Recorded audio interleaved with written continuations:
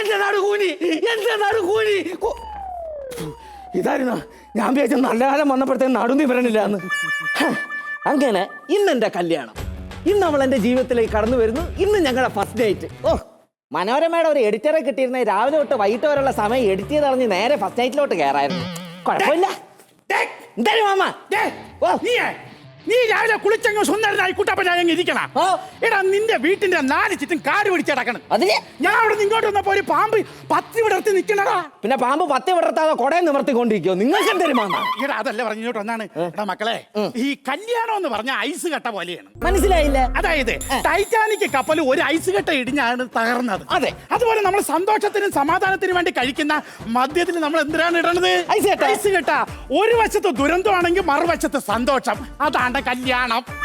Mama 12 വർഷം കിടന്ന് fish ടാങ്കിൽ ജരാനര ബാധിച്ച മുഷിമീനെ കണക്കിരുന്നാലും നിങ്ങൾ പറയണ കാര്യങ്ങൾ തന്നെ. അതാണ് എടാ മക്കളെ, പിന്നെ ഒരു കാര്യം ഞാൻ പ്രത്യേകിച്ച് പറയാം. നിന്റെ ഭാര്യ എന്ന് പറയുന്നത് ഒരു പക്ഷിയാണ്. ഒരിക്കലും നമ്മൾ അതിനെ കൂട്ടിനകത്തിട്ട് വളർത്തരുത്. തുറന്നങ്ങ് വിടണം. അത് ഈ ലോകം മുഴുവൻ ചുറ്റി സഞ്ചരിച്ച് ആസ്വദിക്കട്ടെ. ആണോ?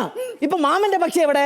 ആ പക്ഷിയെ തുറന്നുവിട്ടപ്പോ ഞാൻ അറിഞ്ഞില്ലടാ അതൊരു ദേശാടന പക്ഷിയാണ്. നന്നായി നന്നായി, നല്ല കാര്യം. മക്കളെ പിന്നെ വേറൊരു കാര്യം, കല്യാണം കഴിഞ്ഞു കഴിഞ്ഞാൽ ഇന്ന് കൊച്ചുങ്ങൾ വേണ്ട, നാളെ വേണ്ട, അടുത്ത ശനിയാഴ്ച വേണ്ടെന്നൊന്നും വിചാരിക്കരുത്. ഇല്ല, പറവറാന്നായിരിക്കണം. ഇല്ല, അങ്ങനൊന്നും വിചാരിക്കില്ല. എനിക്ക് അലക്സിന്റെ അവസ്ഥ വരത്തില്ലേ?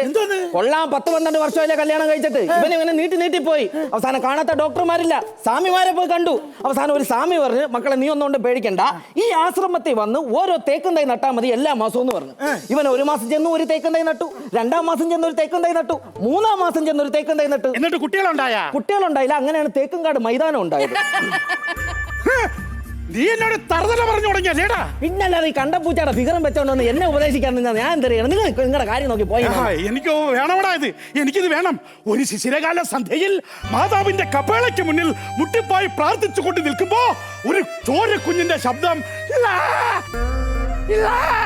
ഞാനതിനെ എടുത്ത് വളർത്തി തണ്ടും തടിയുമാക്കി. ഇന്ന് നീ എന്നെ ധിക്കരിക്കുന്നു. എന്റെ മനസ്സിന്റെ കിളിവാതിൽ നിന്നും നിന്നെ ഞാൻ പട്ടികടച്ച് പിണ്ടമാക്കുന്നു. അല്പസമയം നിങ്ങൾക്കും ഞങ്ങൾക്കും ഇടവേള. കാരണം ഇതിന്റെ മെയിൻ നടനെ ഞാനിപ്പോ കൊല്ലും. ഒരു മിനിറ്റ്.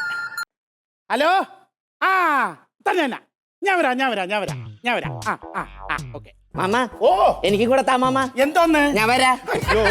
ഞാൻ വരേന്നല്ലടാ പറഞ്ഞത്, ഞാൻ വരാമെന്ന്. ഞാൻ അറിഞ്ഞില്ലല്ലോ. പിന്നെ മക്കളെ ഒരു കാര്യം പറയട്ടെ, നീ ഇപ്പൊ കല്യാണം കഴിഞ്ഞ് ഭാര്യയായിട്ട് ഇവിടെ താമസം തുടങ്ങുമല്ലോ. അപ്പൊ ഒരിക്കലും ഭാര്യയോട് നീ നിന്റെ വീട്ടിൽ കുറച്ച് ദിവസം ചെന്ന് നിൽക്കേ എന്ന് പറയരുത്. അതെന്ത് മാമ? ഭാര്യമാർക്ക് ഒരേ സമയം സന്തോഷവും സംശയവും തോന്നുന്ന വാക്കാണ് നീ നിന്റെ വീട്ടിൽ ചെന്ന് നിൽക്കേ എന്ന് പറയുന്നത്. കറക്റ്റ് കാര്യം തന്നെ. പിന്നെ മാമ, മാമയുടെ പെട്ടിന്ന് ഞാനാണെങ്കിലേ ഈ സ്പ്രേ എടുത്തായിരുന്നു, ഇത് ഞാനൊന്ന് അടിക്കുവാണേ. നോ, ഈ സ്പ്രേക്ക് ഒരുപാട് കഥകൾ പറയാനുണ്ട്. ഒരുപാട് കഥ പറയാനുണ്ടോ? എങ്കിൽ ഒരു കാര്യം ചെയ്യും, മാമനെ ഈ സ്പ്രേയും കൂടെ നാളെ രാവിലെ ജോണി ആന്റിയുടെ വീട്ടിലോട്ട് ചെല്ലും. പുള്ളി നല്ല കഥ അന്വേഷിച്ചോണ്ടിരിക്കുകയാണ്. നിങ്ങളെ കൊണ്ട് ഇത് പറയണം. ഇന്ന് നീ കല്യാണം കഴിഞ്ഞ് കുടുംബസ്ഥനാവുന്നു. ആരായിരുന്നു എനിക്ക് നീ?